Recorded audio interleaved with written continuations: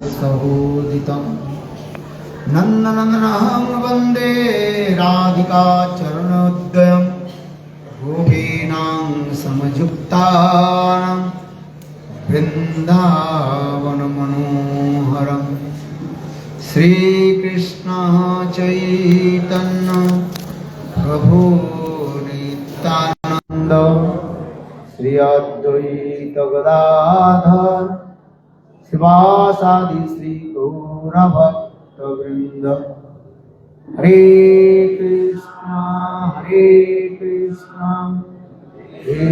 कृष्ण हरे हरे हरे राम राम राम हरे हरे।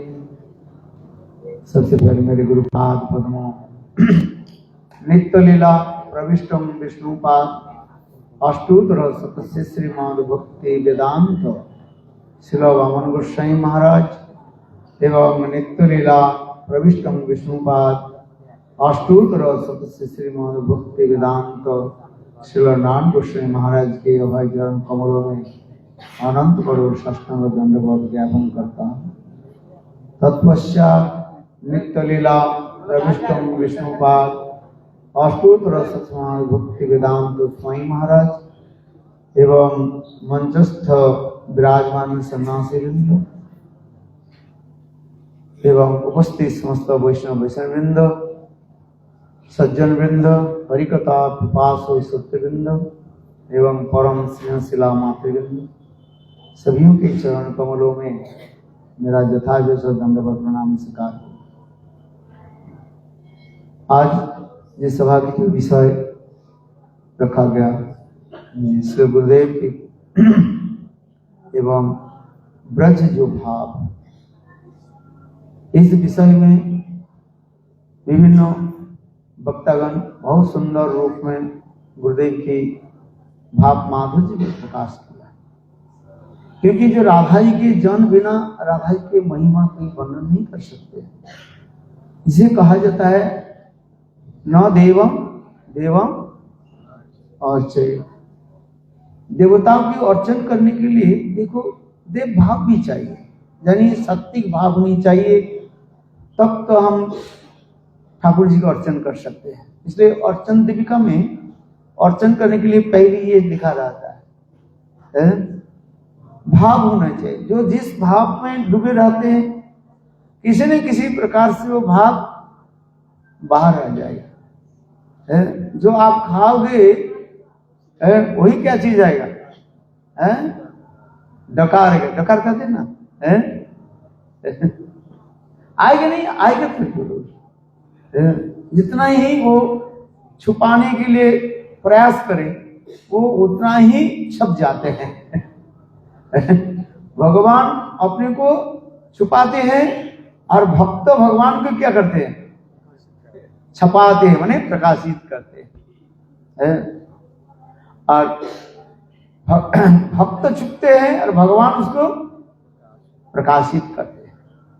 तात्पर्य यह है जिसके हृदय में जो भाव रहेगा वो कहीं न किसी प्रकार से वो बाहर आ ही जाएगा, बाहर आ जाता है, अंदर में नहीं रहेगा वो। जिस प्रकार उदाहरण देते हैं समुद्र के कहा जाता है रत्न गर्भ कहा जाता है। क्या कहा जाता है, रत्न गर्भ। समुद्र में तो रत्न आदि रहता है, किंतु वो मूल्यवान रत्न आदि प्राप्ति करने के लिए वो गोताखोर नहीं चाहिए। जो जैसे एक्सपर्ट सुदक्ष गोताखोर होता है, पानी में डूब जाते हैं। समुद्र के गंभीर जल में जो अनेक जो मणिमुक्त आदि रहते हैं उसके एक एक करके वो उठाते हैं। चैतन्य चरितामृत में भी इसके सुंदर रूप में वर्णन किया गया। शांत दास सख वात्सल्य माधुर्य रस की कैसे कैसे भावी की प्रकट किया, जिसके उदाहरण संत चैतन्य महाप्रभु भी श्रवण कराया। मेरी कहानी की तात्पर्य है गुरुदेव जो राधा जी के जो निजजन थे इसमें किसी प्रकार संदेह है नहीं है। देखो केवल कहने की बात नहीं, जैसे जैसे संजय प्रभु ने एक स्मरण करा दिया, भक्ति सिद्धांत सरस्वती प्रभुपाद के अत्यंत प्रिय जन है भक्ति जीवन जनार्दन गोस्वामी महाराज।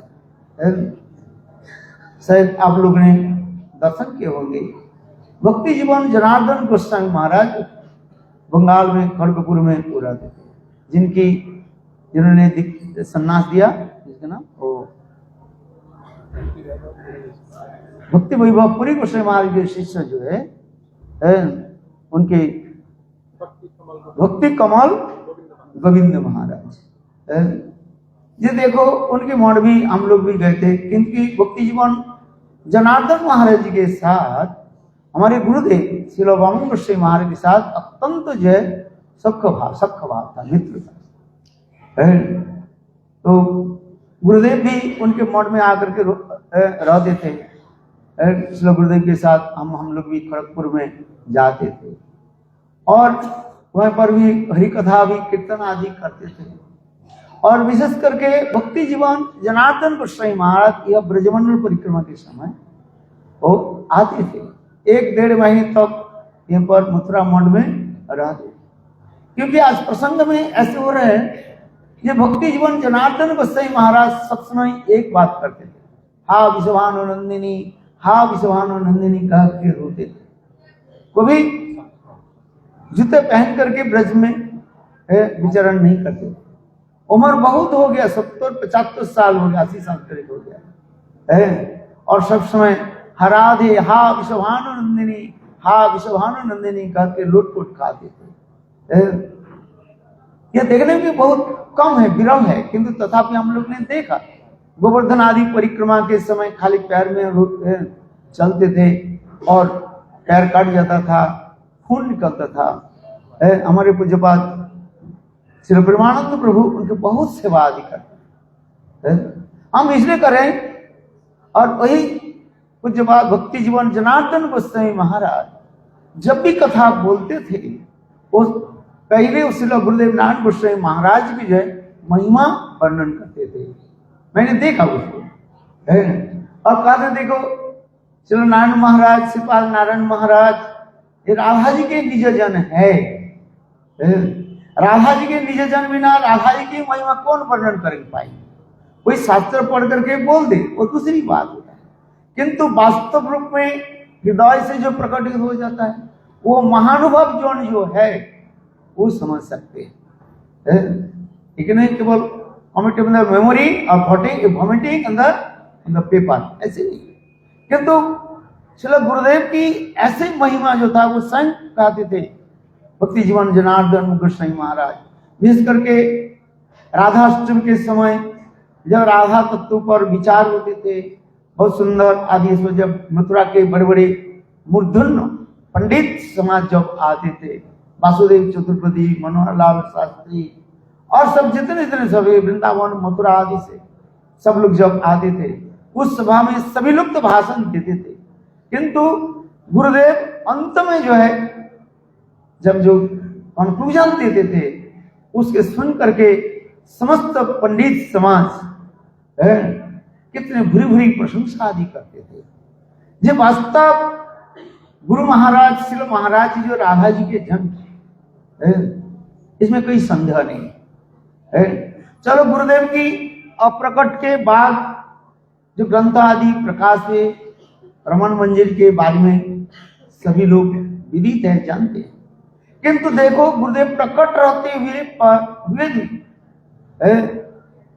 कुछ भक्त लोग उनके अच्छी तरह से जानते थे रमन मंजिल। क्यों? हमने देखा गुरुदेव जब ये जैव धर्म ग्रंथ पढ़ाते थे, हम लोग के 5 साल तक गुरुदेव लगातार जो है ये जैव धर्म ग्रंथ पढ़ाते थे, स्पेशल क्लास देते थे, तत्व संदर्भ, श्री कृष्ण संदर्भ, प्रति संदर्भ, भक्ति रसामृत सिंधु, ये सब स्पेशल क्लास हम लोग के देते थे। और विशेष करके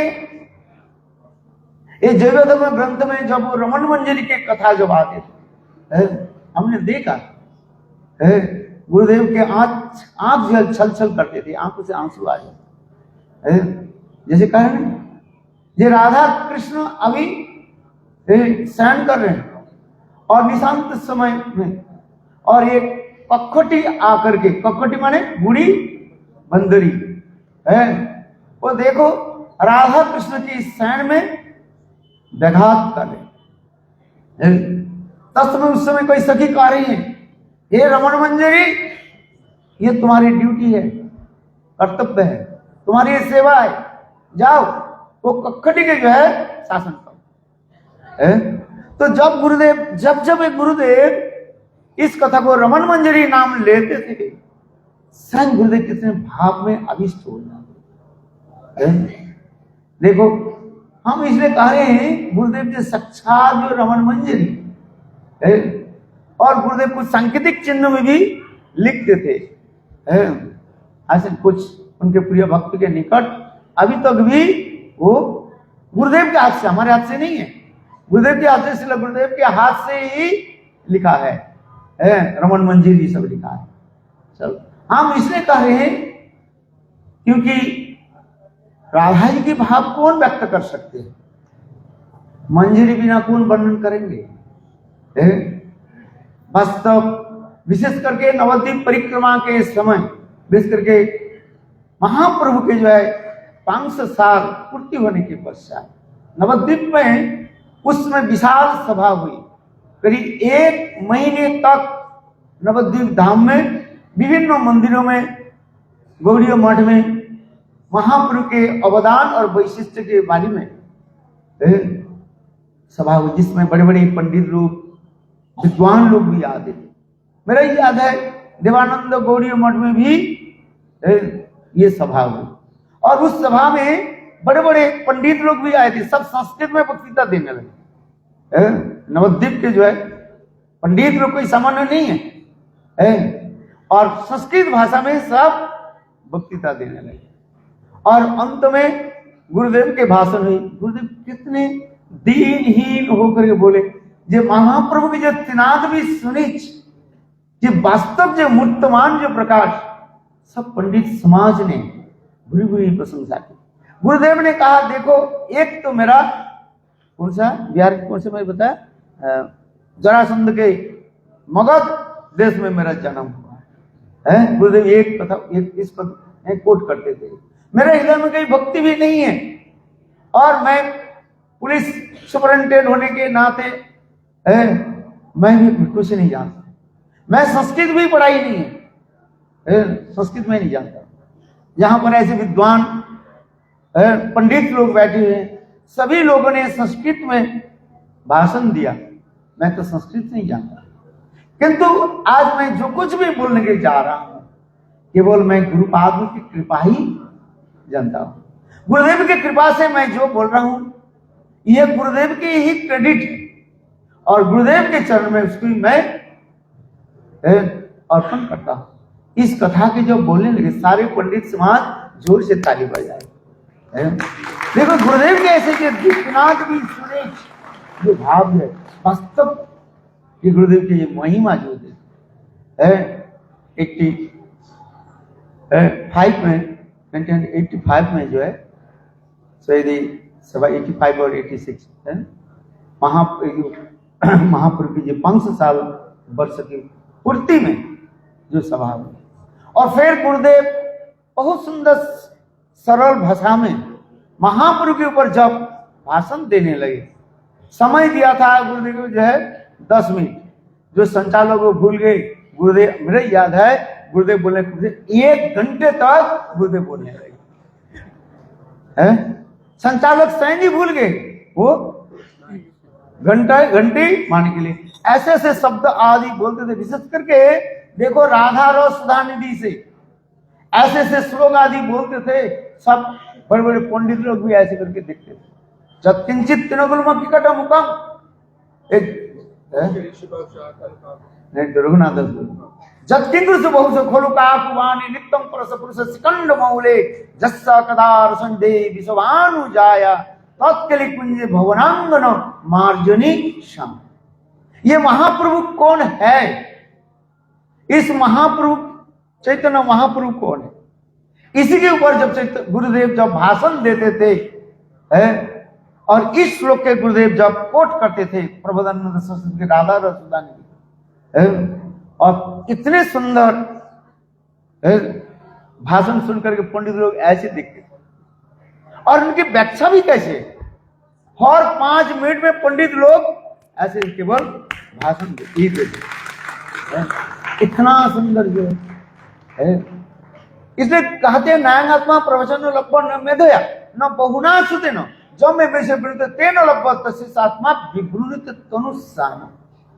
वास्तव जो है भगवान जिसके ऊपर कृपा करते, राधा जी की कृपा जिसके ऊपर हो जाती है वो अपने आप स्फुरित हो जाता है। जैसे अभी अभी संजय प्रभु ने कहा ना, विश्वनाथ चक्रवर्ती पाद की जो राधिका अष्टकम जिस लोग दासी भवानी विश्वानु कुमारी के थे, इतने सुंदर भाव उसमें गुरुदेव व्याख्या आदि करते थे। वास्तव रूप में जो मंजरी भाव की जो है कथा उसमें वर्णन करते थे। और निकुंज रहस्य स्तोत्र आदि जो रूप गोस्वामी पाद के जो है निकुंज रहस्य स्तोत्र, ये सब श्लोकों के जो वर्णन करते थे, और पंडित समाज देख करके आश्चर्य हो जाते, क्योंकि गौड़ीय वैष्णव की जो विचार जो है किसी संप्रदाय आपको नहीं मिलेगा। किसको यदि रस कथा वर्णन करना है यदि अवश्य ही उनको रूप गोस्वामी पाद के पास आना पड़ेगा, और इसके पश्चात विश्व केवल रघुनाथ दास गोस्वामी के पास आना पड़ेगा, और इसके पश्चात जीव गोस्वामी पाद, इसके पश्चात विश्वनाथ चक्रवर्ती के पास आना पड़ेगा। क्योंकि गुरु परंपरा की ऐसे जो भाव जो है वो भाव कहाँ मिले, हमारे गौड़ीय संप्रदाय। गुरुदेव कहते थे एक मायावादी भी कुछ भी बोले है, उनकी कथा तब जमते हैं, माने सब लोग आकर्षित होता है जब तक वो राधा जी की कथा नहीं बोले, जब तक वो कृष्ण के तो मान लेते हैं, स्वीकार कर लेते हैं, ब्रह्म के मान लेते हैं, किंतु ब्रह्म के शक्ति को स्वीकार नहीं करते। किंतु देखो जब तक राधा जी की कथा नहीं बोले उनकी कथा में कोई माधुर्यता व रस नहीं आए। इसलिए गुरुदेव कहते थे ये वास्तव में जीवन की तात्पर्य क्या है, जैसे बता रहा ना हम लोग के जीवन के गुरुदेव के जो ब्रज भाव है कैसे, नहीं राधा दसम विश्वभानु राधा दसम विश्वभानु कुमारी के ते, हे विश्वभानु कुमारी श्रीमती राधिके, आप थोड़ी सी कृपा कटाक्ष करके अपने चरण कमल की दासी मुझे बना ली। बोले यहां पर भी हमारे आचार्य पाद लिखते हैं, बोले कृष्ण के भी मैं जानते नहीं, कृष्ण क्या करते, एक जिद केवल यदि श्रीमती राधा जी के कृपा कटाक्ष हमारे पर अर्पित हो जाए, बोले कृष्ण की भी मैं जानता, क्योंकि राधा कृपा कटाक्ष। ब्रज में सेठ कौन है, यदि कृष्ण के सेठ माना जाए और राधा जी के क्या माना जाएगा, सेठानी। भाई भाई देखो सेठ तो पैसा कमा लेते हैं और कमा करके किसको देते हैं, सेठानी को देते हैं, और सेठानी सारे पैसे को कहां रखते हैं, तिजोरी में, और चाबी किसके पास रहता है, सेठ के पास और सेठानी के पास। अरे जोर से तो बोलो कम से कम, सेठानी के पास सेठानी के पास क्या रहते हैं, चाबी रहता है। भले जो पैसे कमा ले कुछ भी करे, कृष्ण कुछ भी हो, यदि ब्रज प्रेम की प्राप्ति करना है तो वास्तव रूप में राधा दासम, राधा जी के दासी जब तक नहीं हो तब तक हम प्राप्त नहीं करेंगे। वास्तव रूप में गुरुपाद पद्म की ऐसे आयु कीजिए कृपा सबके ऊपर चित हो, जो जिसके आधार है उस आधार के अनुसार वो ग्रहण कर रहे हैं। जैसे सप्तिक नक्षत्र के जो जल समुद्र में पड़ते हैं, कहीं भी समुद्र में पड़े, जहां भी पड़े, इन सब आधार के अनुसार उनकी प्राप्ति हो जाता है। समुद्र में कौन रहता है, शिप रहता है, बिल्कुल वो मुंह ऐसे खोल करके रखते हैं, और सप्तिक नक्षत्र के जल और शिप में पड़ने पर उसके अंदर में क्या निकलता है, मोती निकालता है। हाथी के सिर पर पड़ने पर क्या निकलता है? गजमुक्ता कहा जाता है। सर्प के, सांप के मस्तक पर पड़ने पर वो क्या होता है? सर्पमणि कहा जाता है। मेरे कहने की तात्पर्य है, एक ही शक्ति के नक्षत्र की जो जल विभिन्न स्थानों पर पड़ जाते हैं और उसके आधार के अनुसार वो प्राप्त करते उसके मिल जाता है। उसी प्रकार गुरुपाद पद्म सभीयों की कृपा की, सबकी कृपा करती जा रही। जैसे कहना गुरुपाद पद्म किसी के देखते हैं ये मेरा शिष्य है कि नहीं है, जो उनके आते हैं उनके सेवा में लगा देते थे, सेवा में सबको लगा देते थे। जैसे कहते देखो हमारे प्रभु महाराज जो है भक्तिवेदांत सिद्धांति महाराज जो है ये भक्ति प्रमोदपुरी को समय के शिष्य, और उनके चले जाने के बाद गुरुदेव की सेवा में लगे, गए नहीं कहीं सेवा में लगे और ऐसे बना देते हैं। जैसे अभी बता रहे ना, गुरु कोई शिष्य बनाते नहीं है, गुरु क्या बनाते हैं? गुरु ही बना देते हैं। जैसे जैसे अभी प्रभु वक्ताओं ने भी सुंदर रूप में बताया, परसमणि के लोहे जो है, यदि लोहा के यदि परसमणि से स्पर्श करा दिया जाए वो लोहा क्या बन जाता है? सोना बन जाता है। और गुरुदेव ऐसे था, कैसे थे? बोले परसमणि के स्पर्श करके सबको क्या बना देते हैं? परसमणि बना देते। बोले वृंदावन बिहारी लाल। इसलिए गुरुपाद पद्म की महिमा, ब्रज भाव, ब्रज की जो वैशिष्ट जो है ये दिखाए। इसलिए गुरुदेव 60 साल तक ब्रज में रहे, ब्रज की भावों की जो है उन्होंने संग अनुभव भी किया, आस्वादन किया। अपने आस्वादी जीवेरे आस्वादिना। जिन्होंने भजन नहीं किया, प्रचार मतलब क्या है? अपने भजन करके, अनुभव करके तब प्रचार होता। ऐसे नहीं है केवल बस सुन लिया बोल दिया, उसे नहीं होता। अपने के भजन गुरुदेव कैसे ब्रज में रह करके कठोर तय वैराग्य के साथ हरिनाम करते थे। हम लोग देखा गुरुदेव के मथुरा मठ में रहते थे, बिल्कुल 3 बजे उठ जाते थे और उठ करके कैसे हरिनाम आज करते थे। फिर मंगल आरती में आते थे, फिर हरिनाम आदि करते थे, शास्त्र अध्ययन आदि करते थे। क्यों मैं ये कह रहा हूं, अपने अनुभव करके जो बोलते हैं वो हृदय में बिल्कुल चुभ जाता है, लग जाता है। तो गुरुपाद गुरु की ऐसे ब्रज भाव और ये सब जो है बहुत मूल्यवान वस्तु है। ये जिस गुरुदेव के, जिन लोगों ने गुरुदेव की आश्रय किया वो कोई साधारण नहीं है।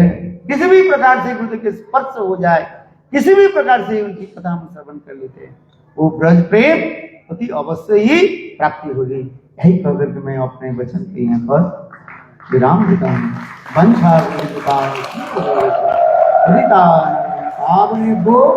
वही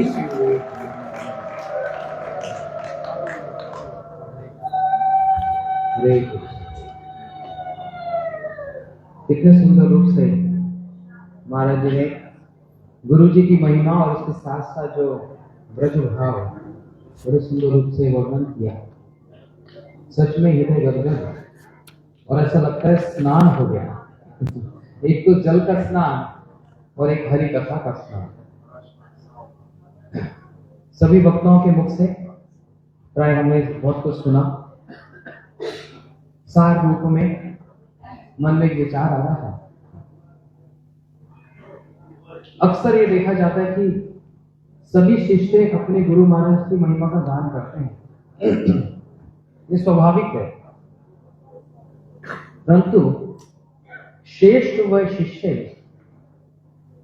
जिनके गुरुदेव उनकी महिमा का दान, और गुरुदेव के जो गुरु भाई अर्थात समस्त गुरुवर्ग जिनकी महिमा का गान करते, अर्थात हमारे श्री गुरुदेव श्री भक्तिवेदांत नारायण गोस्वामी महाराज, उनका जो अवदान है, जो भी पूर्व वक्ताओं ने कहा, प्रभुपाद जी का वही, भक्ति ठाकुर जी का वही, महाप्रभु जी का सबका एक ही तात्पर्य है। गुरु जी ने उस अवदान को जो दिया, उस अवदान के माध्यम द्वारा परम गुरुदेव श्री भक्ति प्रज्ञान केशव गोसाई महाराज जी ने गुरु जी की कितनी प्रशंसा की और कितने उनके लिए गर्व, I am proud of him. Shri भक्ति प्रज्ञान केशव गोसाई महाराज अपने शिष्य की महिमा का गान कर रहे हैं। जैव धर्म का जो रस विचार है, ये पहले प्रकाशित नहीं हुआ बांग्ला भाषा में। गुरु जी ने बड़ा यत्न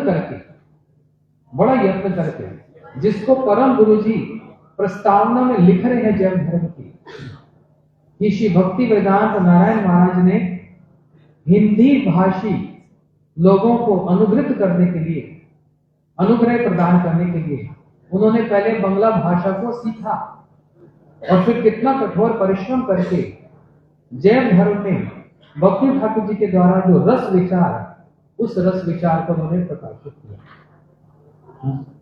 मैं परम गुरुदेव जी अपने हृदय से गुरुदेव की प्रशंसा भी कर रहे हैं और उनको हृदय से आशीर्वाद भी देते हैं। श्री भक्ति वेदांत वामन गोसाई महाराज जी, जिनको श्री गुरुदेव कहते थे मेरे शिक्षक गुरुदेव हैं, श्री भक्ति वेदांत वामन महाराज कहते हैं मेरे शिक्षक गुरुदेव हैं, वह श्री भक्ति वेदांत वामन गोसाई महाराज जी भी गुरुदेव की कितनी प्रशंसा कर रहे हैं कि मेरे गुरुपाद पद्म श्री भक्ति प्रज्ञान केशव गोसाई महाराज ने बांग्ला भाषा में जैव धर्म को 2 ही भाग में रखा, तीसरा भाग प्रकाशित नहीं किया था रस विचार, परंतु श्री भक्ति वेदांत नारायण महाराज जी ने सारे संसार को अनुग्रह प्रदान करने के लिए बांग्ला से हिंदी भाषा में इसको भी प्रस्तुत किया। अवश्य ही निश्चित रूप से गुरुपाद पद्म की प्रेरणा और आशीर्वाद इन पर पूर्ण रूप से वर्षित है, इसलिए उन्होंने ऐसा कार्य किया। और ऐसे कितने पत्र हैं, श्री भक्ति वेदांत स्वामी महाराज जी विदेशों से पत्र लिख रहे गुरु जी को, और उनकी कितनी महिमा। कौन है श्री भक्ति वेदांत स्वामी महाराज जी, जिनको गुरुदेव अपना शिक्षा गुरुदेव मानते, जो उनके गुरुवर्ग हैं, उनके जो गुरुवर्ग हैं वो गुरुदेव की महिमा का गान कर रहे हैं। मेरे गुरु महाराज श्री भक्ति प्रमोद पुरी गोसाई महाराज जी, वे भी अपने पत्र के माध्यम से गुरु जी की इतनी प्रशंसा कर रहे हैं। श्री भक्ति कुमुद संत गोसाई महाराज जी, ऐसे समस्त आचार्य, समस्त गुरुजन, श्री कृष्ण केशव प्रभु जगन्नाथपुरी में रहते थे, प्रभुपाद जी के जो प्रिय सेवक रहे, ये सभी जो गुरुदेव के भी शिक्षक गुरुदेव हैं, वे अपने शिक्षा शिष्य को या अपने दीक्षा शिष्य अर्थात श्री गुरुदेव की महिमा का गान कर रहे हैं। क्यों? क्योंकि उन्होंने श्री चैतन्य मनोभीष्टम स्थापितम येन भूतले, उन्होंने श्री चैतन्य महाप्रभु के जो मनोभीष्ट को और श्री रूप गोस्वामी जी के मनोभीष्ट को और समस्त आचार्य के मनोभीष्ट को अथाह परिश्रम करके और एक जिम्मेदारी लेकर, एक रिस्पॉन्सिबिलिटी लेकर एक आचार्य का जो कार्य उन्होंने सारे जगत के सामने प्रकाशित किया।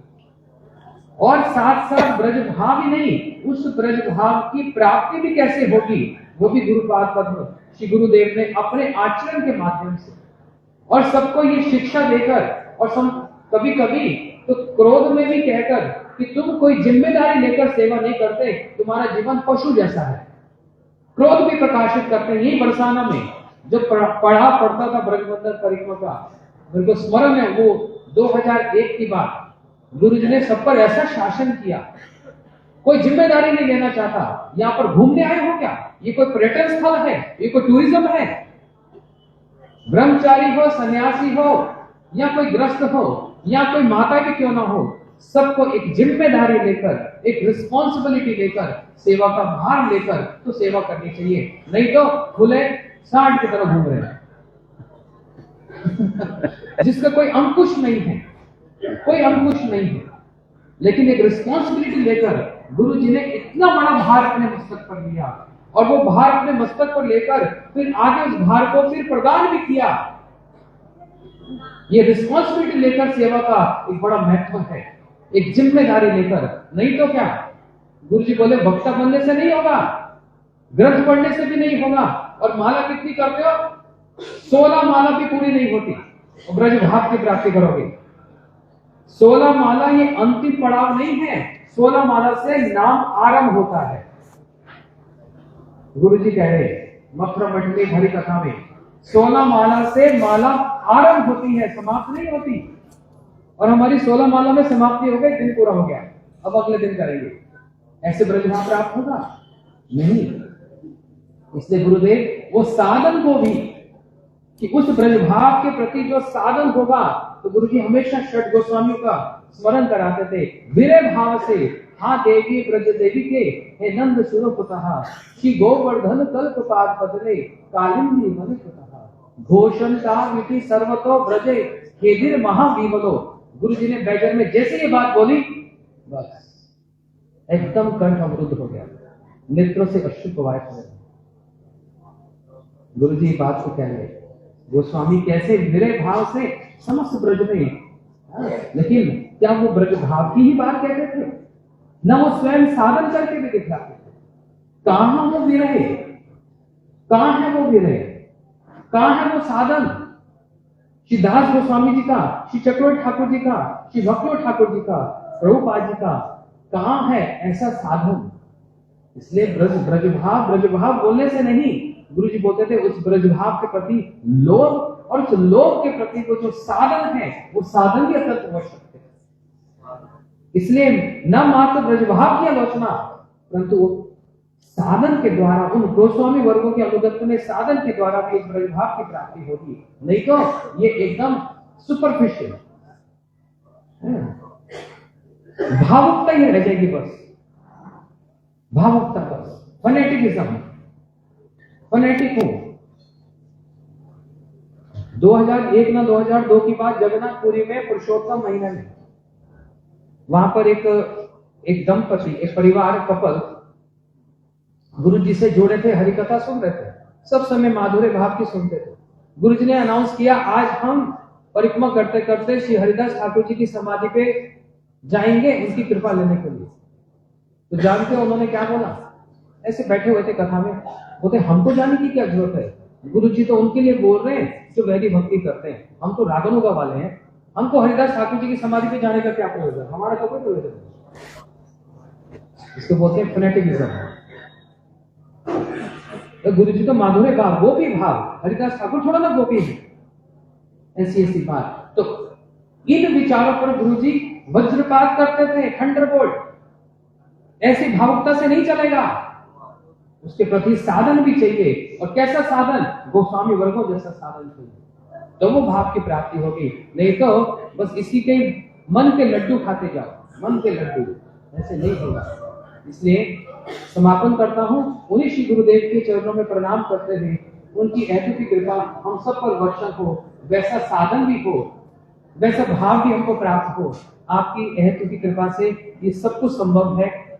हम आपके श्री चरणों में प्रार्थना करते हैं, हमने चरण आश्रय तो लिया, लेकिन उस चरण आश्रय का पूर्ण लाभ हमको प्राप्त हो। हम आपके श्री चरण कमलों में समस्त परिकर श्री गुरुदेव के चरणों में प्रणाम करके उनकी अद्भुत कृपा की वांछा करते हैं। श्री गुरुदेव की जय। भक्तिदान पद्म महाराज जी कल की परिक्रमा का नाम सुनते हैं।